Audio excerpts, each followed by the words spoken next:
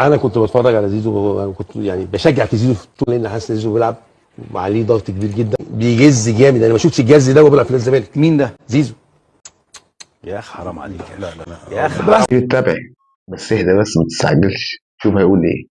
بس عليك. لحظه ده كان لحظه شايل الفرقه لحظه. بعد ما ساسي مشي وبن ايوه شرقي انت بتعمل مشي. تحول ولا هو ايه؟ حاول. انت بتتكلم فيها جديد في ايه؟ بس انت عارف انا بقول ايه؟ يعني هو الراجل يعني دايس على نفسه قوي عشان يقول انا. عايز يثبت نفسه اللي هو طب ما ده اللي بقول، ناجحه. طب ما ده اللي انا بقوله. أيوة. هو جازز قوي يعني. هو اول مره اشوفه هو كده يعني في نادي الزمالك بيلعب.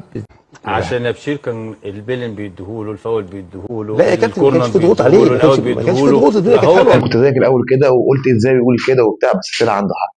لازم اي لعيب او اي واحد بيروح مكان جديد بيثبت نفسه باي طريقه، جهد والاخلاص وكل حاجه. هو في طبعا قصده كده بقى، ان زيزو عنده غل وبيجز عشان يطلع كل حاجه عنده مع النادي الاهلي، خاصه اللي بيحصل الايام الاخيره فيه.